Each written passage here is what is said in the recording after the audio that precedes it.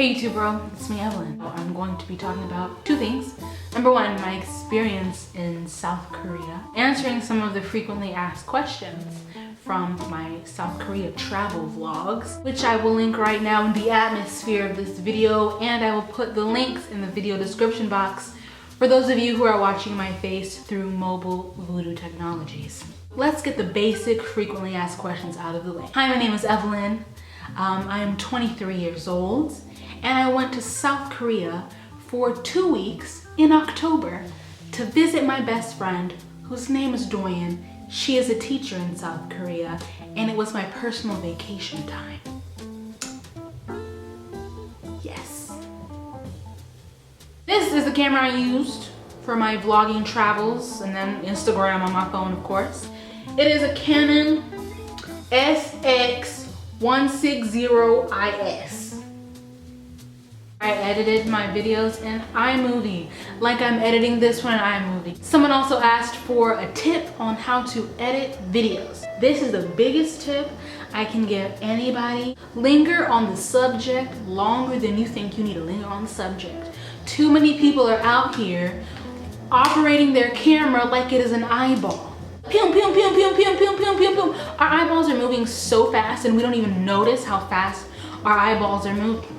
Don't move your camera like you move your eyeballs, son. Don't be like, pew, pew. Don't do that. Just, let's answer some questions about Doyin. How did we become friends? Freshman year of college, you know what I'm saying? She saw me across the room and she was like, oh, I gotta get to know her.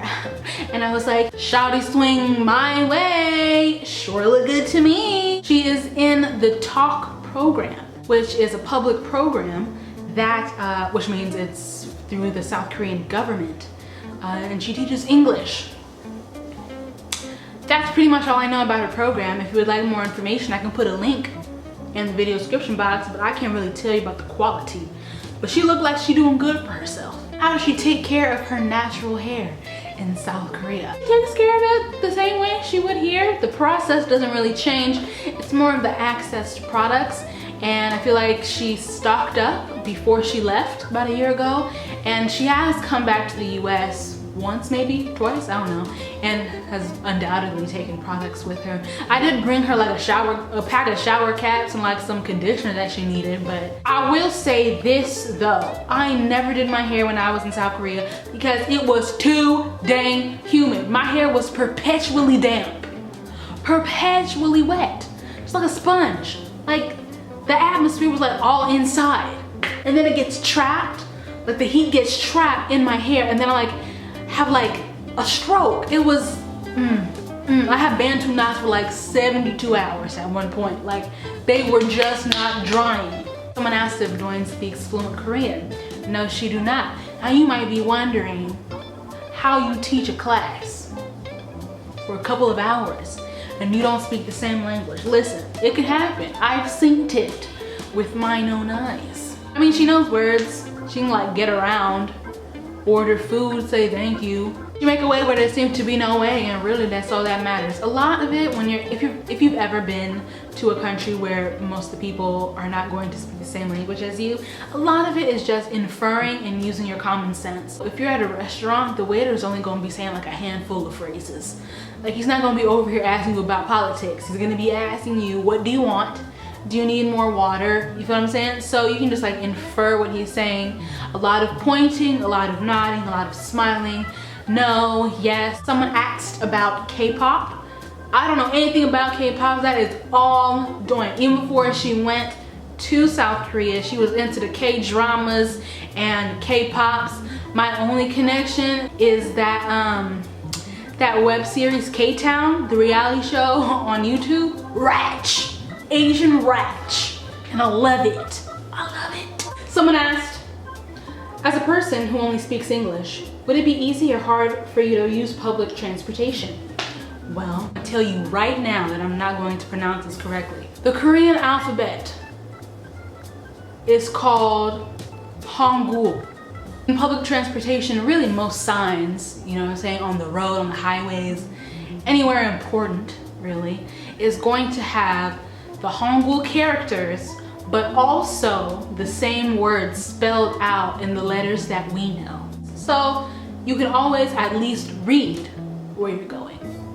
How did the locals react to me? Me as in a melaninly blessed human being. Let's start off by my plane ride. I sat by a little grandma and her husband. My first experience of like, I'm going to Korea was my Korean grandma forcing me to eat her food. Maybe she felt sorry that I was eating the American version of the airplane food. She kept telling me the names of the food. Of course, I didn't know what she was saying, but I would like repeat after her. And then in exchange, I showed her how to use the remote. You know what I'm saying? And that's really all, that's what life is about. An exchange of cultures and experiences. I know how to use the remote, and she wants me to eat her bibimbap. There were a couple of times when moms would like push their children toward us and like force their kids to say English phrases. They're American, practice on them. But overall, yes, people stared at my brown face. Doyin prepared me for that. She told me people would stare. Just the amount of staring that will happen. It's the stare that's like break your neck to turn around stare. Tap your neighbor on the shoulder, say look over there type of stare. It is the mommy look stare. Follow you with my eyes down the street stare. But it is just a stare. It's not like a, oh, black people. It's more of like a, they're just like clocking it in their minds. Like, this is happening right now. A black person is walking down the street. That's really all it is. It is uncomfortable, yes. It is awkward, yes. Do I have the right to lash out? Yes, if I feel like it.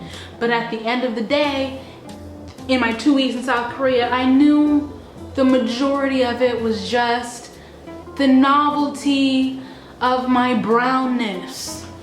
What are you gonna do? Not be brown anymore? Not an option. If you watched the vlog where I went to Doyin's school and sat in on a couple of her classes, I mean, the kids just go crazy. Like, oh my God, your eyes are so massive. And first of all, they said we smell like chocolate or coffee, knowing good and well. My body butter that day was mango. How I smell like chocolate?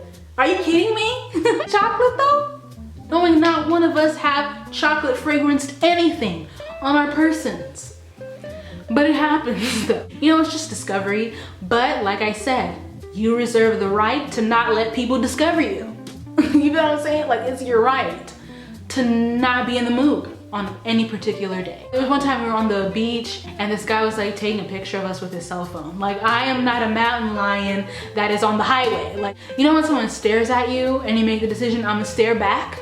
And they're like, oh, sorry. There was never that, oh, sorry. It was just a, like, I caught you. Are you not ashamed, embarrassed, nothing? Then the next question was if I would have gone, if I was by myself and I didn't have a friend there to greet me. Yes, I would have survived because I would have prepared myself. I dumped all of my brain power onto Doyin. Like, I didn't learn, I learned like how to say thank you and that's it. Like, I didn't know how to read anything in the characters. I didn't know anything because she got me, right? Unlike, for example, Brazil, where I was like trying to learn Portuguese, because in Brazil I blend in.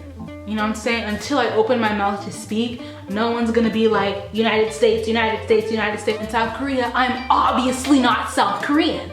So I feel like I don't have to learn anything. You already peeked me from a mile away. Like, you already see me coming. I feel like I would have made it by myself because I would have actually prepared in terms of language and the little phrases you gotta learn how to say.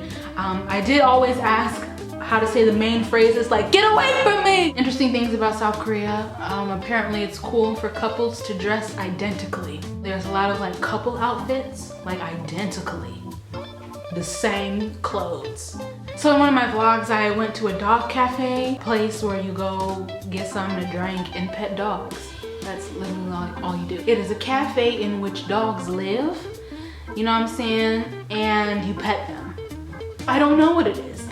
You have to experience it within your soul. to truly understand. Why don't those exist in the US? Because regulations. We got doggy daycares, we got doggy spas. Why can't I enjoy a nice pumpkin spice latte and pet a beagle? That's really all I want to do. That's how I want to unwind. I went to the best. First of all, I live in Austin, Texas. Disclaimer. The best hip hop club that I've been to in a while was in South Korea.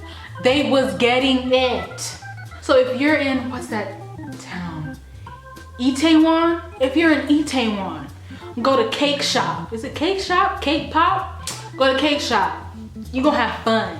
Cause they do the hippity hops with reckless abandon, and it's so much fun. I was getting my life. Really surreal moment when like we was in a club and what's that song? Gangnam Style? Gangnam? Everybody was singing it. Like I was in South Korea. I just thought they would be like annoyed by that song, but they was getting it. Like they was really going for the gold when that song came on. The subway system, so fresh and so clean. Like you can't actually see the tracks or like get to the tracks. Like from ceiling to the floor, it's sealed off. So the subway the subway's doors open and then these doors open and you walk through. Golden. New York, get on it. I understand New York is a huge place and it is old, but y'all got to get it together. So yeah, overall that was my experience. Would I go again? Yes, I probably would go again. Maybe like swang through. I mean, it's Asia, like it begat this side of the world. Well, as we know it.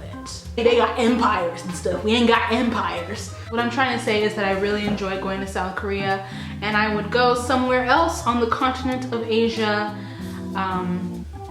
We basically just ate and